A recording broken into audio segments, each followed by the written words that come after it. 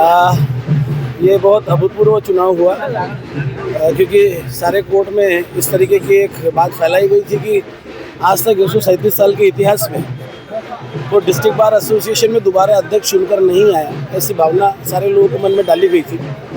मुझे कोई इलेक्शन लड़ना नहीं था, मगर हमारे सारे युवा साथियों का कहना था कि जिस तरीके का वातावरण आज हमारे कोर्ट में है, जिसमें हर वकील एक निराशा में है, एक वकीलों में एक तरीके का डर की भावना हो गई थी क्योंकि कोई सुरक्षा का कोई इंतज़ाम बार की तरफ से नहीं हो रहा था। ऐसे अनेक मामले हुए थे जहां वकीलों के ऊपर हमले हुए, अनेक वकीलों पर गुने दाखिल हुए, मगर बार वहां नहीं था उनको बचाने के लिए। अनेक ऐसे लाइब्रेरी, हमारी जो पार्किंग थी उसको बंद करवा दिया गया। डिस्ट्रिक्ट बार एसोसिएशन चुपचाप रहा, बल्कि उन्होंने लिख कर दिया कि हम पार्किंग नहीं करेंगे। हम वकील कहाँ पार्किंग करने वाले थे। आज पिछले 7 सालों में हम पहले आकार की क्लासेस थी, हमारे आकार की क्लासेस में 90 से ज़्यादा बच्चे जज बने थे। तो सारी आकार की क्लासेस में जो बच्चे हैं, हमारे नई युवा पीढ़ी के जितने बच्चे हैं, वो पूरे उत्साह से इस प्रोफेशन में आए हैं। वो वकील बनने के साथ साथ उनको जज बनना है, उनको सरकारी वकील बनना है, उनको कहीं अच्छा काम करना है। मगर कोर्ट में जिस तरीके का वातावरण बनाया गया वो पूरा शिथिलता का वातावरण था, जिसकी वजह से बहुत एक निराशा की भावना हम सर्वसामान्य वकीलों में आई। मैंने सारे वकीलों से कहा कि मुझे चुनाव नहीं लड़ना है, मगर सारे मेरे युवा साथियों का कहना था कि नहीं, इन परिस्थितियों में आप ही चुनाव लड़िए, और उसका नतीजा हुआ कि उन सारे लोगों ने मुझे चुनाव लड़वाया।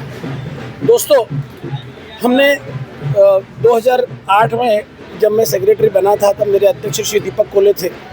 तब हमने लोगों से कहा था कि मैं नई बिल्डिंग बनाने के लिए कोशिश करूँगा। हमने 2008 में जब कोशिश की तो 2011 तक हमने नई बिल्डिंग लाई थी। उस वक्त की सरकार ने हमको नई बिल्डिंग दी थी, मगर एल शेप की बिल्डिंग में रोड़ा आया कि वो हेरिटेज का एक दगड़ी बिल्डिंग को हेरिटेज श्रेणी में डाला गया और वो प्रोजेक्ट वापस चला गया। 2015 में जब मैंने दोबारा अध्यक्ष का चुनाव लड़ा तो मैंने फिर हम वकीलों से कहा कि नहीं, मैं प्रामाणिक कोशिश करूँगा, क्योंकि 2008 में हमने महाराष्ट्र की पहली सबसे अच्छी ई लाइब्रेरी लाई थी। तो ये सारे लोगों को पता था। हमने जस्टिसिया किया था 2008 में, 2011 में। 2015 में जब मैं दोबारा चुनाव लड़ने के लिए आया, सारे साथियों ने मुझ पर विश्वास किया, सारे वकीलों ने विश्वास किया और बड़ी तादाद पर बड़े अच्छे ढंग से मुझे चुनकर लाया। आने के बाद हमने फिर प्रामाणिक कोशिश की, और आज जो आप नई बिल्डिंग देख रहे हैं वो सिर्फ इसी बात का प्रमाण है कि हम अच्छी कोशिश करते हैं। मुझे बहुत खुशी से कहना पड़ रहा है आपके सामने कि महाराष्ट्र के माननीय मुख्यमंत्री श्री देवेंद्र फडणवीस हमारे डिस्ट्रिक्ट बार एसोसिएशन का लाइफ मेंबर है। उनको हम वकीलों की पीड़ा बहुत अच्छे से पता है। उसके बावजूद पिछले 7 सालों में माननीय मुख्यमंत्री जी के पास मदद मांगने के लिए तक डिस्ट्रिक्ट बार एसोसिएशन का कोई व्यक्ति नहीं गया। निश्चित तौर पर हम माननीय मुख्यमंत्री जी से इस बारे में बात करेंगे कि हमारी वकीलों की समस्या क्या है। मैंने युवा वकीलों से कहा है कि मैं कम से कम 500 वकीलों को बैठने की व्यवस्था करके दूंगा। अभी आने वाले समय में हम नाले के ऊपर जो पार्किंग की व्यवस्था की बात हमने की है, तो नाले में जहाँ से नाला चालू होता है वहाँ से मस्जिद के गेट तक हम लोग पार्किंग की व्यवस्था, मल्टी लेवल पार्किंग, उसके साथ ही साथ हम कोशिश करेंगे कि उसके ऊपर ऑफिसेस बने जो हम वकीलों के लिए परमानेंट बैठने की जगह हो जाए। दूसरा, हम आकार की क्लासेस चालू करेंगे। मैं चाहता हूँ कि पिछली बार 90 बच्चे जज बने थे, अब 100 से ज़्यादा बच्चे जज बने। निश्चित तौर पे हम लोग ये कोशिश करेंगे। हमारे सारे अच्छे वकीलों से हम प्रार्थना करेंगे, जजेस से प्रार्थना करेंगे कि हमारे बच्चों को जज की परीक्षा में पास कैसे हो सकते उसकी व्यवस्था करके दो।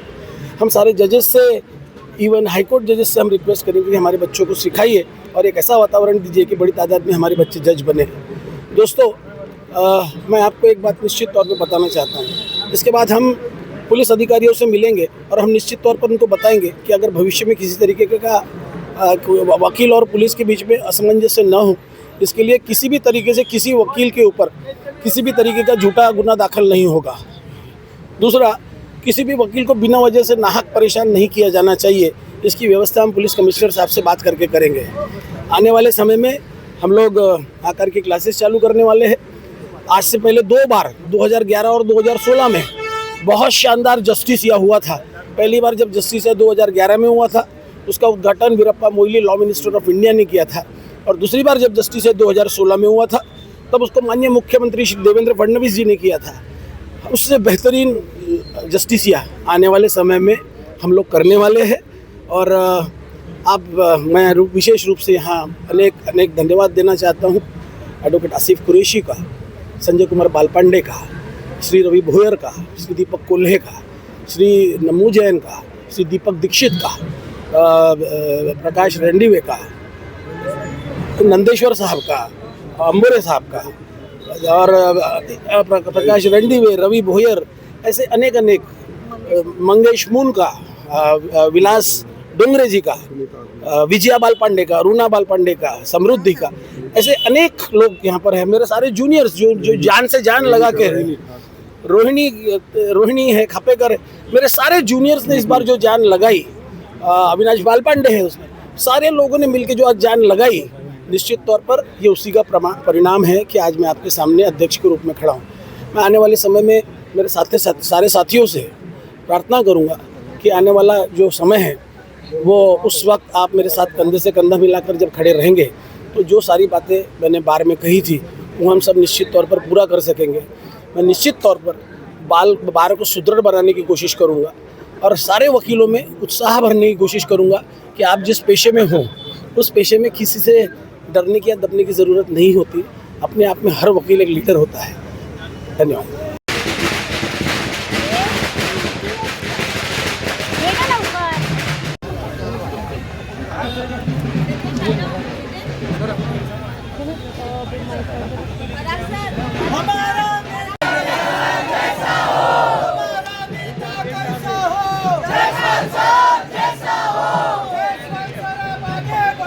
हम तुम्हारे साथ